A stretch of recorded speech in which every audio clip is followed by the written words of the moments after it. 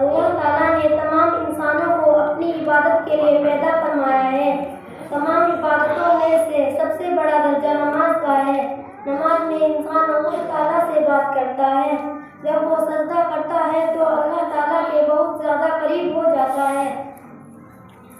اللہ تعالیٰ نے قرآن کریم میں کئی جگہ نماز کو قائم کرنے کا حکم دیا ہے۔ یہ اتنی اہم عبادت ہے کہ اللہ تعالیٰ نے ہمارے نبی حضرت محمد مصطفیٰ صلی اللہ علیہ وسلم کو اپنے پاس بلا کر نماز کا حکم دیا۔ ہمارے نبی حضرت محمد مصطفیٰ صلی اللہ علیہ وسلم اپنے آخری وقت میں بھی نماز پڑھنے کا حکم دیتے رہے۔